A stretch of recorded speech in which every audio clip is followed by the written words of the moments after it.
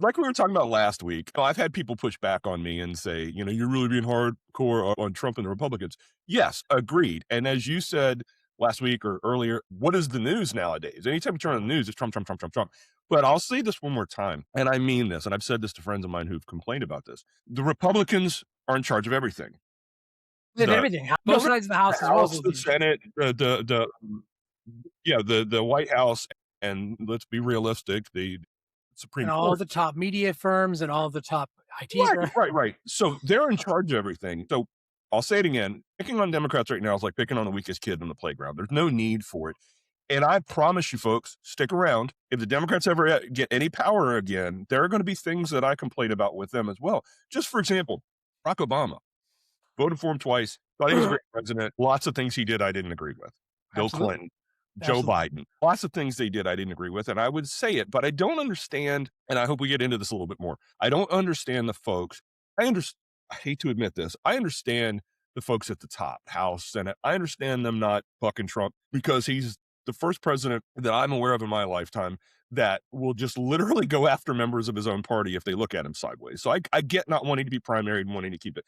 But rank and file folk like you and me, I don't get it. I'm not going to say cult and all that. All I'm going to say is I've been a Democrat my whole life. I have never had a Democrat bumper sticker on my car.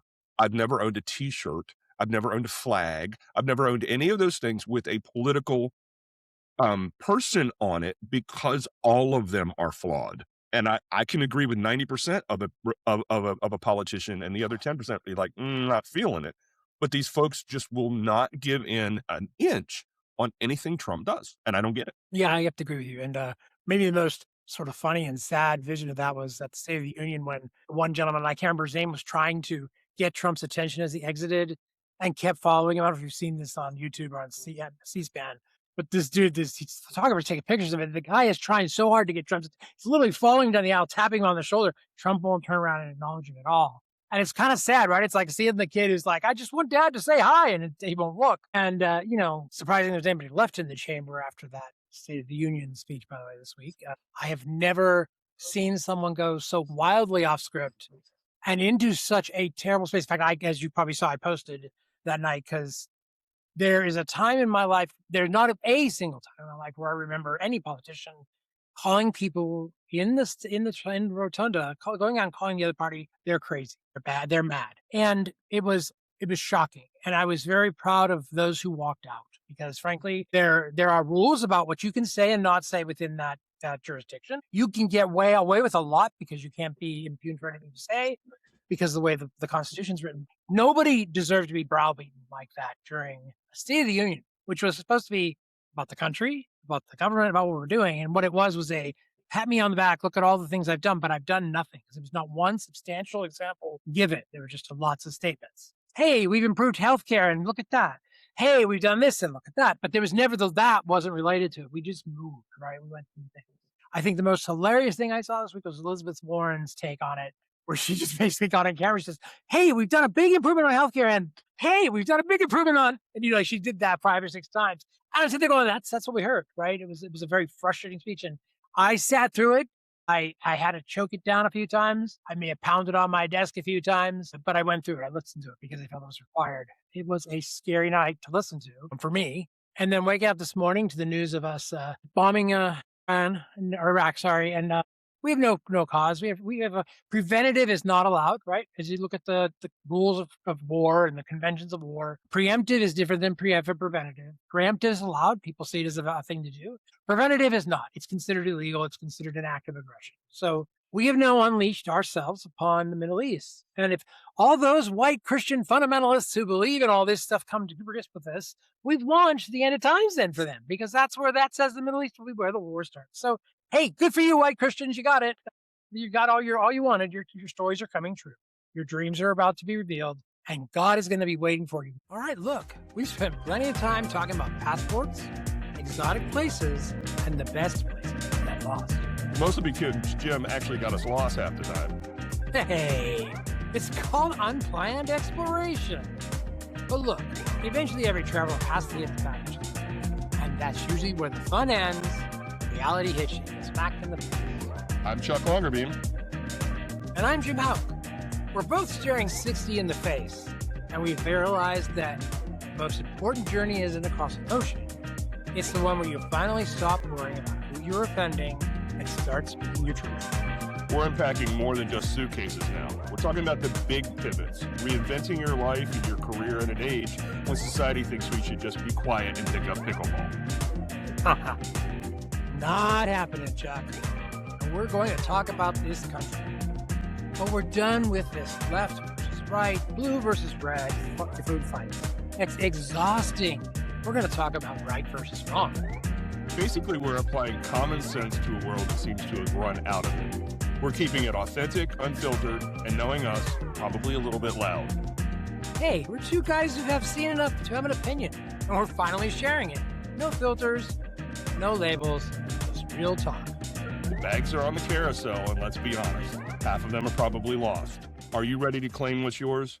Well, Jim, I don't know if, and I'd like to put a bookmark in this and come back to the State of the Union. I have a different, I think a little bit different take than most people on it. But getting back to this thing, I don't know if you're aware of, excuse me, back in, I think Bush took over in 2000, right? Yeah. Okay, let's call it 2000. Yeah, because Gore was in 2000 election. Right. Okay. So a couple of years prior to that, Paul Wolfowitz and some of the people that ended up being in his cabinet wrote a paper called Pax Americana.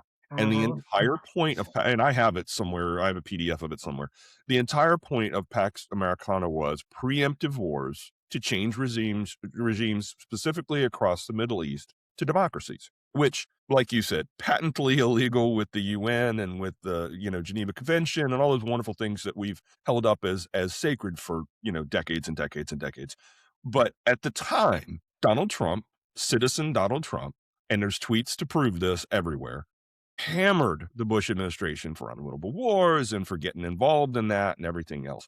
And for some reason, 26 years later, we're right back here. And I don't understand how, they say history repeats itself, but I don't understand how stupidity keeps repeating itself. And I'm not specifically hammering Donald Trump. I'm saying that we've been here before, and the man perpetuating this screamed very loudly then that it was a stupid idea. And guess what? All jokes aside, hindsight's 2020. It was. I don't know anybody who says, well, right. But no, but I'm saying I don't know anybody who's saying right now the Iraq war was a great idea. I don't. I've never met anybody who says, yeah, going into Afghanistan was a great idea. Everybody's like, well, it was ill-gotten. It made no sense. It was unwinnable. It was a quagmire, whatever you want to put on it. And again, that's with the benefit of, 24 odd years later, 25, I guess it was 2002 when it started. Let's call it 24 years later. So there's the benefit of all of that prior knowledge. But here we are again, and I'm gonna call it, and people can get mad at me, and please go at it in the I'm mad at him. Give me feedback. This is all to distract from Epstein. That's all this is. Iran has done nothing. My right now biggest frustration is that we will go as far as a world war now. Yes. To make sure the Epstein files don't come out. And I think it's because the Trump government has lost the ability to contain it. It's seeping out of every crack and corner, right? And now you got Europe, who's going to subpoena all the information. So one way or another, this is coming out, whether we give it to them nicely or whether they shake it out of us. Well, not to mention the fact that you and I are both, adequately intelligent human beings. We can agree that the 3 million and please, somebody's going to be like, 3,200,000, whatever. The roughly, 3 million documents that have been released. Anybody, I don't care if you're a hardcore Trumpy, should be able to admit that those 3 million are probably the least damning. That the 3 million they're holding back, that they're scrubbing extra hard, are probably the ones that are the most eye-opening. So having said that, and again, nothing in there that I'm aware of that convicts Donald Trump or anybody else of a crime. Now, obviously, there's a lot of emails. There's a lot of documents that are questionable. I don't know if you saw, Bill Gates came out and apologized to his people that he had sex. Yeah, that was he was very serious. Like, I did something, and he admitted to it, right? So yeah, but if you read between the lines, he said over and over and over again that these were grown women.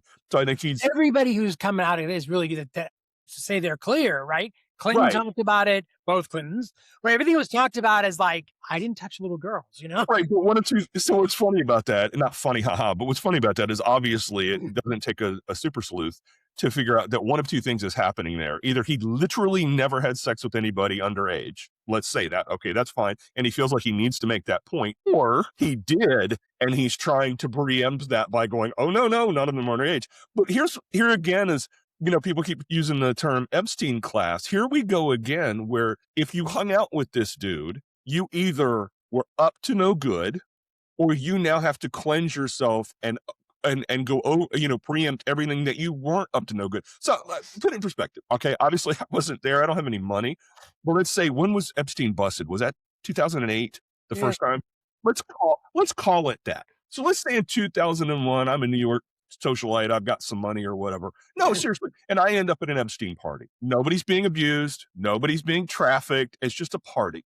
It's dinner. Let's say it's dinner, and there's a bunch of who's who, and we're all sitting around, we're hanging out, we're having a great time, we're getting drunk, telling stories, whatever. And I go home. I'm guilty of nothing. Right. What I'm guilty of is having dinner with someone who at that point the world did not know was a pedophile. Okay. If I did it once, then maybe I'm that guy who has to come out and say, yes, I was at this party on, November 12th, 2000 or whatever. We had dinner. These people were there. I saw nothing untoward happen. Never met the man again. It's under the premise, just because you associate with a criminal does not make you a criminal.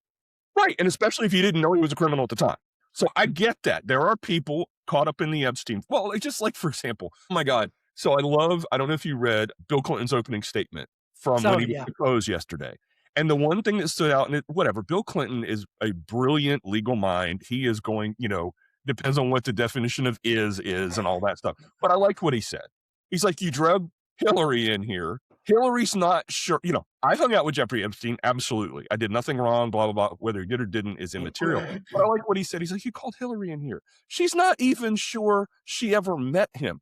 You know why if you dig in, you know why she was mentioned so many times in the Epstein files? Because he was downloading articles with her name in it when she was running for president. So why did you drag her before Congress? And we know it's performative. It's because and it's because Trump's mad at her and lock her up and all that. And he wanted to make her uncomfortable. But if we're really trying to get to the bottom of this, which we're not, then we should be hauling in the right people. And they asked Trump yesterday, Lutnick, do you think Lutnick, no, he's a good guy. I don't think he did anything wrong.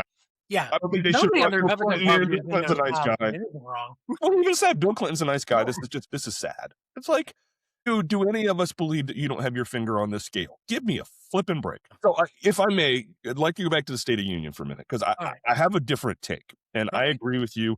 It was awful. And I read something that said, and if you go back and sort of look at the transcript of it, it actually makes sense. They said, since he talked for like, hour, 48 minutes, something like that. Longest one.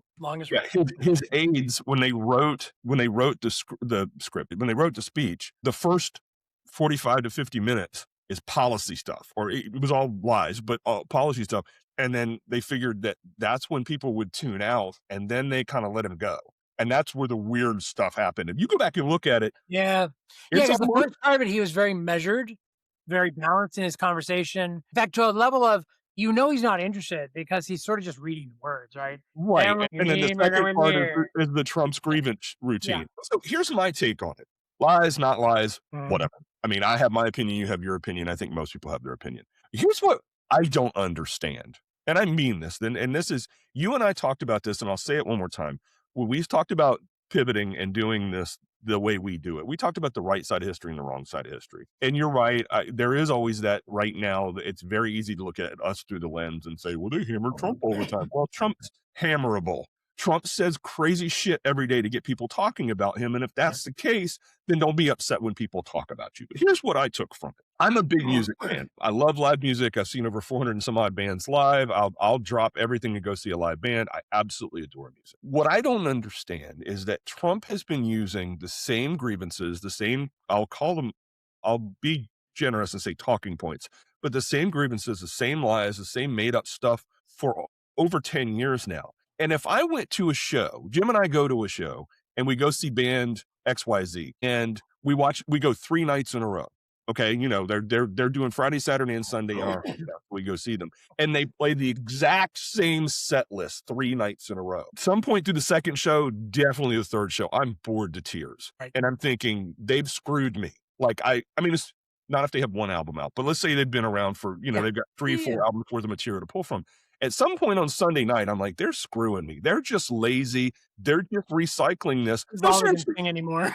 Yeah, or they just don't care. They don't care about their audience because they should change it up a little bit. They don't change up the entire thing. So here we are back with my analogy. Anybody who listens to Trump and says, "Oh, it was a great State of the Union," you heard nothing different than you heard in 2016, 2017, 2018. It's all the same nonsense. It's the greatest economy say of all time. It's this, like he said, we've dropped 2.4 million people off of the what is it, food assistance. No, you cut food assistance. That's not getting people. Well, it is technically getting people off of food assistance. But when you say it that way, the impetus is that we elevated these people so they don't need it anymore. No, you just cut it. You're just starving people to death. We retooled Medicaid, but no, you just cut it. So I just want I'm at a point, and you and I've talked about this, but I'm at a point where I think it's time somehow, someone, some way, to truly unite this country. And Donald Trump's not going to do it. Like you said, as you not alluded to, as you so eloquently said, calling the other side crazy, and what Marjorie Taylor Greene would, we're all pedophiles and we're all this and we're all that. Someone's got to unify, because when I talk to friends and we get the first 30 to 40 seconds of politics out of the way, we all want the same thing. Yeah, exactly. I made a post this week on social media about, there's a song I'm just madly in love with. It was Die With A Smile. He played in the Super Bowl with Bad Bunny. So if you watched Bad Bunny's Super Bowl, you saw Lady Gaga perform the salsa version of the song. And I love the lyrics. I like what the message is. And I went and dug up every version of that available, from an orchestration of it to a symphony, to guitars, to the vocals from different people, even a death metal version, which really made me giggle because as it came on and the screaming started, I'm like, whoa, all right, okay, here we go. But it reminded me as I listened to it that the one thing consistent through the whole thing is the song's message, the song's tone, and the positivity of it. And then I sat there and go, my God, it's like, this is what we need. We need a rhythm in this country right now, a melody in this country that says we like it no matter how it's said, no matter who sings. And, if you're going to continue to sow divisive commentary during your State of the Union speech, during your big moments, you're not uniting, you're separating. We are continually fueling the fire of neighbor fighting neighbor, of friend fighting friend, of family splitting apart because of a political situation, which is not an ideal anymore. It's not the best. It's not the greatest. It's nothing. It's really nothing but more than division. And the more they divide this country, the more they divide us, that we can't talk to each other, the more power they get. Because you're right, when we start talking, Chuck, we do find common ground really quick. And that is, to me, the American magic. Always finding that common ground. I'm going to go back to 9/11. I was on a BART train, very rapid transit, heading into work. I worked down by the airport in San Francisco. I had to come all the way from the East Bay. It was an hour and a half commute. Very early morning, I'd sleep on the train. As we came out from the tunnel, my phone went off, and a friend of mine telling me we're under attack. You could see everybody in the car start to wake up and get their calls. And what I loved is everybody started talking to each other. People who would sit in that commute every day and never even look at each other said, did you hear that? What do you think's happened? And then on the way home, when the trains opened back up finally, people conversed. They weren't taking a side. They weren't even necessarily saying one thing or the other about the war, but they were talking to each other to figure out, how are we feeling? What was going on? Where were you at? So Americans have that natural way of doing that it's something that's a gift in this country. We'll find a way to heal this, is what I think. It's interesting you said that, because, and I'm being very general here, but most State of the Unions are America rocks, it could be better, and the other side needs to help me make it. Yeah. That's, I know there's a shit ton of nuance, but essentially that's what it's always been. This time was, I'm phenomenal and you all suck. Yeah. And it's interesting what you said about 9/11. Yeah. I mean, just look at the men's and women's hockey teams won gold against a lot of odds. They won gold, and he fucking made that divisive. He couldn't even make that. We all were excited. I don't watch hockey. Nothing against hockey, so hockey fans don't come at me. Yeah. It never clicked for me. I don't hate it or against it.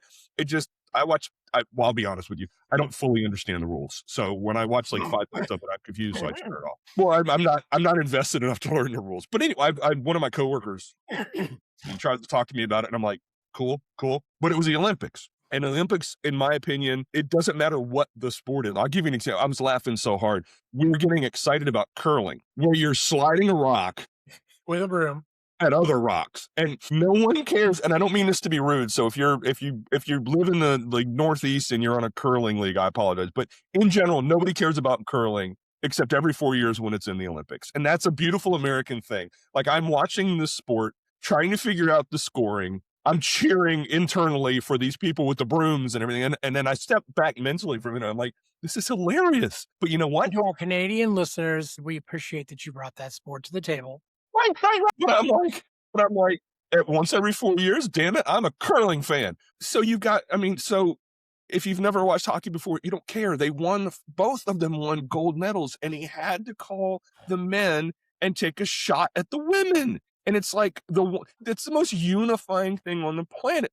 Americans get excited when we win gold medals. Even again, if it's a sport or something they're zero interest in, it's that moment of pride. It's like, yeah, our people won, woo, and he had to screw that up. It's like, it can't be. And when he said, I wanted to win this award too, this Congressional Medal and all this, I'm like, oh my God, now here goes the next one. We're going to have to give Trump one of these medals, Yeah. Can we just create the Grand Poobah in charge of all the bullshit award and give it to him? Well, I said we should come up with the best president ever. You could go ahead and stop now award and give it to him. You'll go, okay, I've done everything I need to do. I'm out. But yeah, we all want the same things. We all want to live the way we want to live without actively harming anyone else. And this goes back to what you and I are talking about. Did you see where Kansas passed a law this week that trans folks have to have their driver's licenses have to reflect the sex they were born? Why? What does that have to do with voting? Somebody in Congress has been offended by the fact that someone trans came onto them at some point, and that's become an unending topic of conversation. Well, and that's I agree. But the other thing is, if and I'm not a police officer, I'm not anything like that, but if I'm looking at your ID, I'm looking at the picture, your name, maybe your address, and that's it. That's all I'm looking at. And maybe I ask you, like, if I don't know how this works, I've never worked on with voting, but maybe I have to, I don't remember, maybe I have to ask you your social security number, whatever. No, you have to ask for an address. You're not allowed to ask for social security. Okay, fine. But even so, even if they did, okay, fine. I'm there to vote. If you need my social security number to match it up, so be it. What does my gender have to do with anything? It doesn't. This is that same bullshit. And you and I talked about this, and I don't think either one of us know the exact answer, but I bet the transgender population in this country is probably 0.1, 0.01. No, the recent number came out. It wasn't large. It was like 1% or something like that. A very small number, like 1/10%. Okay, so 1%. That doesn't make it inconsequential. It just means it's not. It's not. We shouldn't have this much effort being. 10% would be 33 million. So that'd be 3 million people. So 3 million people, and how many of them do we think live in Kansas? I don't know, but not enough. It's just like the whole NCAA thing. And then when you find out that there are 55 trans athletes, I'm sorry, 34 trans athletes in the entire NCAA of 50,000 athletes, there's nothing on the planet. All right. So the global average is 0.5 to 1.5%. Right, okay, so good call. Let's say 1%. So you're looking at roughly 3 million people out of 330. Is it 330, 380, whatever? Oh, so they're all being converted here in the United States without the parents' permission anyhow, so Yeah, of course. But again, this goes back to, and I go back to my original statement. We all just want to live the way we want to live as long as we're not actively, and I'm using actively for a reason, hurting anybody. And I'm so sorry, Republicans who call Democrats liberals snowflakes. I'm sorry it hurts your sensibilities that you can't understand whether that guy should be called, Jim or Jane. It doesn't matter. It doesn't affect you. It doesn't change your life. So let people live the way they want to live. No, I'm going to come back to the part that gets people is the forcing to know something. And this is where it came down for me at one point. In corporate America, some companies started doing, you had to start your meeting by saying your name and what your pronouns were. Mm-hmm. Why did that have to happen? I didn't have to walk into the past and say, hi, I'm Jim Houck, I'm a man.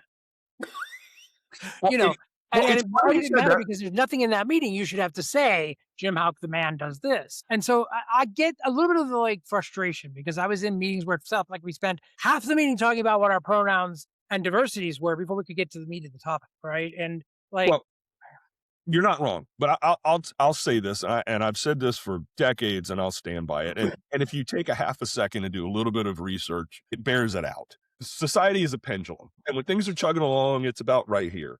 Whenever a group of people gets a gets recognition, gets rights, gets understanding that they didn't have before, they tend to do this.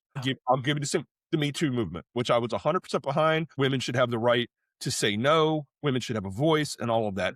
But for a while there, Yeah, that's how I felt about they gay rights swung too. It's hard. pushed in everybody's face so hard. Well, it's just like, and I'm not suggesting women, I'm talking about everybody, are dogs. But like if you have an animal in a cage and you open the cage, even if the animal's not being abused per se, that animal's gone, Jack. It's running as far as it can. It may come back at some point and go, you know what? You did feed me. You did love me. You just put me in a cage part of the time. But that's what, so, Yeah. up here, same thing with that. Yeah. I remember, what was that like? What was that 2018, 2019? And then all of a sudden it was here because people just put on Zoom or whatever, he, him, she, her, Yep. or whatever. And I understand. Please hear my words. Anybody listening, understand why that would frustrate some people. I think I've told the story about the waiter, waitress at the local restaurant my wife and I used to go to, who was really androgynous. And I am an old school guy, so I like to say ma'am and sir. That's who I am. It's how I was raised. My father's been dead for 33 years. He would pop up out of the grave and slap me upside my head if I didn't use ma'am or sir. So that's ingrained in who I am. It is a habit, but it's also a respect thing that I do. Yeah. And my wife used to laugh at me because I'm like, I don't know how this person identifies. Okay. Right. And my joke was, wear a name tag, Bill, Jane. Now I got it. And my wife, God love her, said, What is Pat? Or Kelly or Kim. There was that skit for years on Saturday Night Live. Oh, I know. It's Pat. No, and my wife, God love her, said, it's not that person's responsibility to make you feel comfortable. Right. And that's the truth. I get it. Oh, no. And my wife is not incorrect in any way, shape, or form. So I can understand how that kind of tweaked people in the beginning. But here's the other part of that: as someone who grew up in the South, who grew up with manners, who grew up with decorum, I want Jim to feel comfortable. I don't want to have to guess. Like, for example, that person, I'll just say waiter because I don't want to play this game. But that waiter, I don't want to have to guess because otherwise I have to say, hey, you. And that bugs me. Now, granted, it's not that person's responsibility to make me feel good about myself, but that tweaked my old schoolness a little bit. But I shouldn't have to guess. I shouldn't have to go 10 miles to figure it out. But like, I had a conversation with a friend of mine. He's a good country boy. I love him to death. He's got a huge heart. No, he's a good person I used to work with. And he couldn't get it through his head. I said, if you came to work tomorrow and wanted me to call you Tina, basic human respect, I'm going to call you Tina. Not saying I'm not going to fuck it up once in a while. I'm not going to fuck it. I'm not going to fuck it up once in a while and go back to your old name, till I get used to it. And I might giggle behind your back a little bit when I think about it because I know who you are. But out of basic human respect, I'm going to call you Tina. And he couldn't get his head around that. And I said, okay, what's your middle name? He said, Michael or whatever. I said, so what if I started calling you Michael? Would that be the end of the world? Well, no, because it's my name. Well, somebody gave you that name. What if you gave yourself a name? And he sort of started to get it, but he's like, well, it still bugs me. Fine, it bugs you, but it doesn't affect your life. And I don't think anybody should have a problem with that. I think we all just want to make a living wage. And no, do I think everybody should make $200,000 a year and live in a McMansion? No. If you don't have the skills or work or are able to work hard enough for that, no. But I also don't think that you should have to worry about your food bill every week to feed your family. Also don't think that, and I'll scream this from the rooftops, we live in one of the richest countries in the world, if not the richest country in the world. And there are people going bankrupt every fucking day off of medical bills. And I'm not talking about elective surgery, so don't go there. But I'm talking about if I start to have a heart attack right now, there's no part of me that's going to stop and go, can I afford the ambulance service? No, I'm calling 911. But because I had that heart attack, I shouldn't lose my house. That's nuts to me. The profiteering of those who can profiteer is what's sort of out of hand in my mind, right? So people just taking money because they can. Though there's something weird that happens as you get rich, you just want to be richer. And it's sort of funny because you don't need more money. And there's a point in that equation where you have more money than you'll spend in a lifetime. Well, and it's interesting you said that. I agree with you 100%. But then there's also a wrinkle to that. Don't understand. If Jim Houck's sole goal in life, like if you're built just a certain way where you just need to make more and more and more money, that fills a hole in you, that makes you feel like you're maybe your parents came from the Great Depression and you feel like you have to have an unbelievable amount of money. So in case the world goes belly up, you still can feed yourself. Don't understand that, but fine. The problem I have with it, and listen, folks, I don't care what side of the aisle you're on, is why those same people then, the only way they feel like they can be successful is to take it from us. If Jim Houck feels like he needs to be worth $500 billion, baby, do that. Work as hard as you can, buy small companies, turn them, do whatever legal Right. means you need to do that. If that makes you happy, do that. But why do you constantly have to push laws and back politicians and things like that to take things from people like you and me so that you can make more money? That's what I don't like. That's what I can't fathom. And that's why I don't know why anybody on either side, and I don't think they do. I don't think anybody on either side looks at that and goes, "Yeah, that makes sense for our society." That, Agreed. you know, that Bill Smith is worth 500 million, so he's going to push his local senator or congressman over to pass a law that makes it easier for him to make 600 million, but screws over an entire community. And that's where we are. And we've talked about this before, and we talked about it a little bit last week, and I know this will constantly be a topic of conversation until it changes.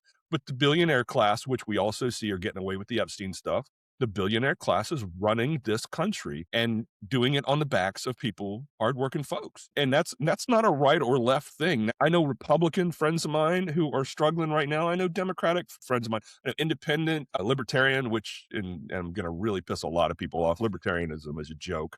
It's an absolute, all it is white people being selfish. And if you want to argue that, please, we can go there all day long, because I've never, and I'm not saying they don't exist. So go ahead and prove me wrong, folks. Never met a black or Hispanic libertarian. I'm sorry, I libertarian. used to call myself that because I believed in the sense of it's supposed to be, you're very strong for constitutional law and very open on social issues, right? That's sort of the take, right? Well, libertarians that I've always run into are like, I should be able to do what I want to do and the government should stay out of my business. And it's like, Oh, okay, that's not how I learned it. okay, well, that's all fine and good if you actually have the money and the generational wealth to pull that off. But if you're working for $8 an hour, I want the government to stay out of my business, doesn't work, Yeah, yeah, yeah. because you're going to need some food stamps, you're going to need some assistance. Yeah, yeah. No, I guess I always heard it as, fiscal financial cares, right? And socially liberal, right? Basically what it falls to. Yeah, I've heard that before, and there was a time when I called myself that till I realized that was, in my No, no, opinion. I get it. I get it. No, I mean, no. I called I don't myself like that. to call myself a liberal because not everything I believe is liberal either, right? So it's like there's just no good labels out there that No. But I used to call myself that until I realized that if you really dig down into that, that's absolute bullshit too. yeah. Because the problem with this country, and I think everybody knows this if they stop and think about it for half a second, take the Uh-huh. left-right paradigm out of it. The problem with this country is that if the money that Jim Howe, Chuck Longerbeam, everybody except for the billionaire class, which doesn't pay taxes anyway because they can hire the best lawyers and accountants and loopholes, all of us are spending money. The federal government has plenty of money to do what it needs to do for the citizenry. It doesn't. And I'll give you an example. I can't remember who it was. I think it was OAC, which hopefully that'll piss people off, just me mentioning her name. But she said something brilliant. She said, sorry, it wasn't even brilliant. It was just obvious. She said, when we need to go to war with Iran for no reason, when we Uh-huh. need to go to Venezuela and spend billions of dollars for no reason, all that, money's always there. The money is always there. Nobody Always there. questions that it's We'll always go into debt over it. We don't care. right. Or she said, or a big tax break for the wealthy. Money's always there. But when it comes to universal health care or Medicaid for all, or put a Expensive. name on it, or when it comes to food stamps, or it comes to aid for dependent mothers, or it comes to help for unwed mothers, or if it comes to any women's health care, any of that, it's always like, whoa, we can't go yet. Well, it's never going to work in a country that is built upon the premise of an industrial nation. Right?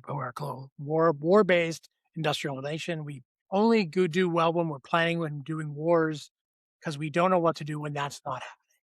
Right. Well, it's interesting. I was listening to something the other day, and I don't remember where it was, but they were talking about Norway, and Norway is consistently in the top 3 of its best. And for those of you listening, I'm doing the finger quote thing, best or happiest countries in the world to live. And for those of you who don't know, they're pushing about a 50% tax rate. And they were talking about, the person was talking about when, because it hasn't always been that way, of course, but they were talking about when that was adopted. And I think it was like 30 years ago, 40 years ago. And at first people were pissed, and at first there was pushback and everything else. And then over X amount of time, 2, 3, 4, 5 years, whatever it was, we were interviewing folks who had been against it. And they went back and they asked him, like, well, what do you think now? And they're like, well, at first we were upset because, instead of paying 20% taxes and me taking home $8 out of 10, I'm only taking 5 out of 10. And at first I was like, what the hell? And the guy was like, but now I don't pay for healthcare. I don't pay for my kids go to college for free, this and that, and was listing all of the things that Jim, Houck, and Chuck Longerbeam and everybody else listening to this have to worry about on a daily basis. And he's like, gladly give up half of my money because I'm not giving it up. I'm paying into It's something. not socialist to me. It is, but, and I'm not saying I'm a socialist. I'm just saying if Norway can do that, and if as a Norwegian citizen, and I know that's a touchy word nowadays, but as a Norwegian citizen, I don't have to worry about healthcare. And everybody listening to this probably has a floating medical bill they're dealing with right now or worried about. Co-pays that you have to scratch your head on. Your health insurance, even beyond the ACA stuff, even if you get your health insurance from your employer, it probably went up. I guarantee you it went up this year. There's a medication that your doctor wants you to take that's $600 a month. So you're taking a generic that's not quite as good or has more side effects at $50 a month. Everybody listening to this has one of those things has happened either currently or in the recent past. You didn't have to worry about that anymore. If they didn't, so think about that. If you had to pay more taxes, but they didn't take that chunk out every month or every 2 weeks for your health insurance, you didn't ever had a copay again. You never had to pay for another medication. You didn't have to pay for surgery, not elective surgery, but other surgeries. If you had that heart attack, God forbid, the ambulance ride is free. Everything's free. The aftercare is free. All that's taken care of. What would that be worth a month to you? And I'm not advocating for socialism. I'm not. I am advocating for Medicare for all. But I'm saying if that was all taken care of, how much money would that technically put back in your pocket every month? So let's say just for shits and giggles, that puts an extra grand back in your pocket every month, but you had to pay an extra grand in taxes. So you're literally equal, but I'm not stressing bills anymore. And more to the point, let's say next week, God forbid, I fall and break my leg and have to set my leg and everything else. And normally, even with insurance, my chunk of that would be $5 grand. Not now. You're $5 grand ahead. This is what drives me crazy about people talking about this being a right or left thing. It's not. It's an American thing. We need to not, in the greatest industrialized country in the world, we need to not have our citizenry constantly worried about healthcare. It's insane to me. Sorry, tangent. Yeah, no, it's true. So in other stuff this week that's probably interesting to think about, and I heard some stuff. So we continue our process of building our camps, our detention camps. Call them whatever you want. I have another name for them. And now there's been some information to surface. I'm trying to find the exact source, but it said that a couple of these actually have giant incinerators that are being built. Dear God, Jim, I It's hope going to that. place that here on the desk and allow you to munch on that a little bit. Think about what that means. God, Jim, We are going headstrong into that. Lots of money being spent. I hope you read something. I hope you read something that was complete bullshit. I hope that's not even. I hope so too, but I haven't been able to disprove it yet. So that's the saddest. No, in the sad state of the world we're in, there's a very large part of me that goes, yeah, that tracks. That tracks. Yeah. I hate to think about that, but incinerators. Okay. Yeah. So just one of those, I've already concerned about the fact that we were building camps because I'm sorry, they started in another time and place in this world as rehabilitation, cleaning things up, stuff like that, and then ended up in worse situations. And if we're following any playbook, we certainly seem to be following one that's been done. Well, the only thing one of the things that gives me hope is that, there's a lot of people alluding to, I'm probably guilty of this myself from time to time, of some of the things that the Trump administration is doing slightly mirrors or very much mirrors what Hitler did. And I'm not calling Trump Hitler. I'm saying I'm comparing apples to apples. That's all I'm doing. The only thing that gives me hope is because I know, Jim, at some point in your life and at some point in my life and at some point in every thinking person's life when they were probably in high school or college, wondered to themselves, how in the fuck did Hitler talk an entire country of people into doing horrible and heinous things? How did that happen? At some point, the majority at least went, good idea. We've all wrestled with that question. I'm talking about for hours or days or weeks, but that's all past our mind. And it wasn't long ago where I was thinking, now I understand. But the thing that makes me happy is, let me get the numbers wrong and I don't care, I'm close. I think it's only like 18% of the American public agrees with what he's doing right now when it comes to immigration. And I think the beauty of it is because Trump and his administration are really good at slow rolling things and making it so that you have to really, really, really pay attention to put the big picture together. But he is still forecasting everything he's going to do. Well, yeah, but I think what he also did is he was afraid because, it's not him. It's statistically the new president loses the House and Senate, loses at least one House in the In the midterm. It's the midterms, way yeah. it's always been. Doesn't matter how popular the Yeah, they president never is. get to hold it long. Right. So he's trying to get everything done. So, I only want to take the worst of the worst. Don't know a single liberal Democrat who had a problem with that. Go to Right. the jails. Seriously, go to the jails. Take them all. Send them back. If you're here illegally, which whatever, like I Yeah, told yeah. them No, I get it. this week, it's only a civil offense. But if you're here, yeah, number one. Number two, if you've done a violent crime or something like that, screw you. You have to go back where you came from. Absolutely. Nobody I know has a problem with that. Truly. It's not what was happening in Minneapolis. What was happening in Minneapolis where they were pulling people out of the shower, they were taking anybody. It was not the worst of the worst as far as anyone can tell because they'd be crowing about it if they did it. They didn't go to single jail or prison. So that argument fell on its face. Yeah. Now they're like, we've got to get these people out of this country because they're murderers and rapists and they're sucking the economy down and everything else. Well, why are you building holding pens for them then? Temporary holding pens, fine. Why you have to do the judicial stuff, I get it. Why are you building these things all over the country? Now you're not getting rid of them. You're just being fucking cruel. Well, we It's your can't send determined in a hands. Gitmo. Let's build our own Gitmo. Right, but that's what I'm saying. So if Donald Trump and his people had gone to all the prisons in the United States and pulled out all of the people who were here illegally and had committed crimes and deported them, literally, dude, there might be 0.1% of the population who would be like, I'm not okay with this. The rest of us would be like, okay, a little heavy-handed. You did what you said you were going to do, and they were criminals. That's all they had to do. Yeah. But now, these like the alligator Alcatraz and all this, which, by the way, I don't know if you saw, they screwed themselves on that. State of Florida was going to get federal funding for that, but the judge went, no. So now Florida has got to pay for it. And they're screaming, they're freaking out about that because they don't have that kind of money to put into it. So, but no, it's just obviously a big lie. And I'm very glad that the majority of the American people see that lie at least. Yeah. And they're like, no, this is not the way it should be. So, All right. So, you know what, Chuck?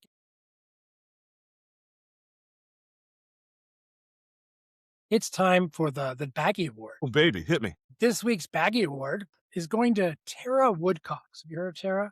She was recently did this this thing on TikTok, talked about how she washes her dirty underwear when she's in a hotel in a coffee maker. So, if you're in a hotel right now, maybe take a second thought before you make coffee, because if Tara's been in that room. Now, she came out and said it was all a big lie and it was just a hoax. But it has caused a lot of people to think about what they do with their coffee makers in their hotel room. So that's my baggie of the week. Totally out of left field. Made me laugh when I saw it, but this would be the big baggie. Wait. I had not heard.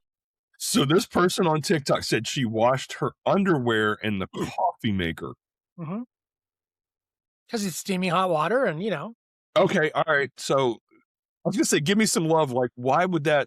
So I'm asking you another question. So fine, run the coffee maker, get the hot water, put the underwear in the sink and put the... Yeah, but see, this is where you push it through. It's the whole process of pushing it through. Oh my God. Hey, she said it was a joke. It was not real. Who knows? But it does make you think twice if you go to a hotel and you use the coffee maker. How hammered are your underwear if you need to do that? No, I'm just saying if I mean, we've all seen the videos of people drying their stringies up on the air in a plane, right? Yeah, that's out there. I think it just pulls to mind. The reason I give this the baggie is that it just makes you think there are people out there doing shit that you don't know about in the place you are right now. I have a very twisted mind, and I can't tell you the number of times I've been in a hotel room and just wondered some of the shit that went on in there. So, tell you a funny story real quick. So, when my wife and I were getting married, we were living in Portland, Oregon, and I did not know this at the time because I was still relatively young and naive, but a lot of women, and this is not a sexist thing, this is from probably 30 odd years of amassing just, general knowledge. A lot of women, a couple of nights before they get married, want their fiance to sleep elsewhere to make it magical or something. And I'm not trying to be funny. Historically, that was the whole, you didn't break wedlock. I mean, that's the tradition in Christianity. Right. But nowadays, shit, we're living together for 2 years. Anyway, so when she said this to me, I was like, yeah, okay. And she's like, no, I'm serious. I think we should.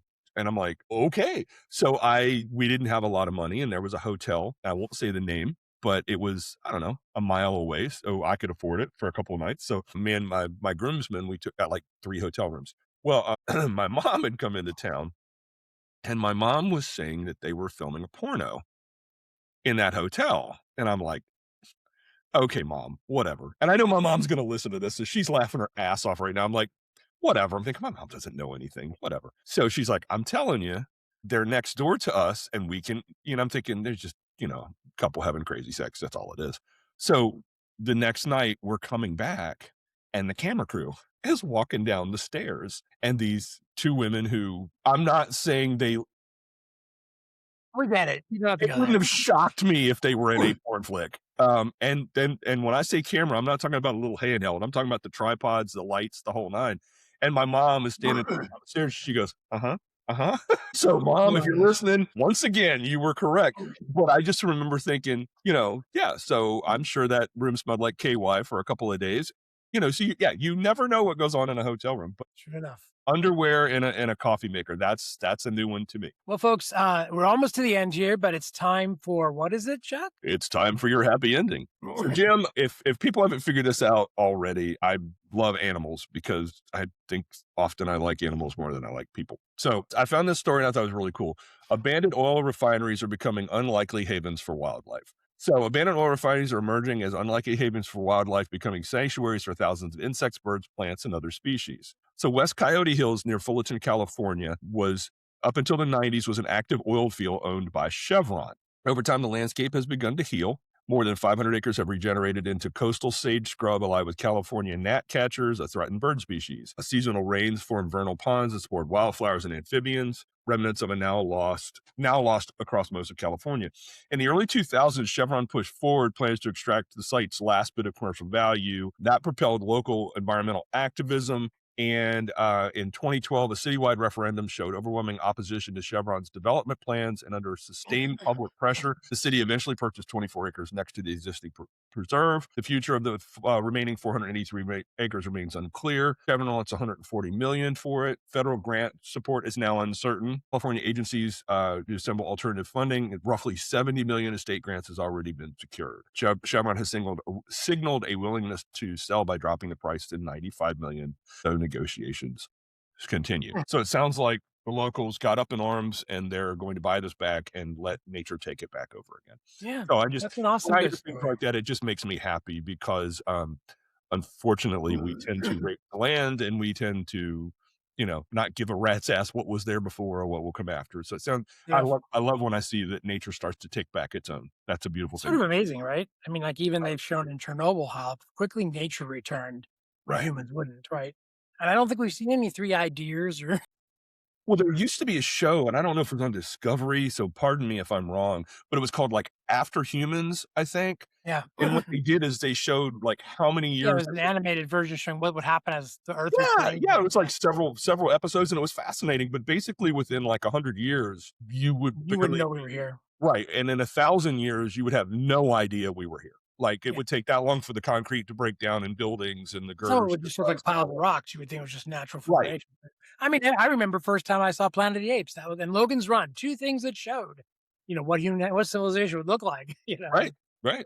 So hey, folks, if you haven't noticed, we've changed things up a little bit, and A little bit. well, even we're even trying to change the way we present ourselves. There's more kind of following the leads of SEO and things like that. We're trying to become more visible for you. And we hope you like what's going on with our channel, where we're going with these topics. We welcome your feedback. We ask you to please engage us in the comments because, otherwise we don't know what's going on. Right? We know what we think, and what we think is about as good as what you see right now. So, Mhm. if you want to be part of this discussion, jump in, tell us. We respond.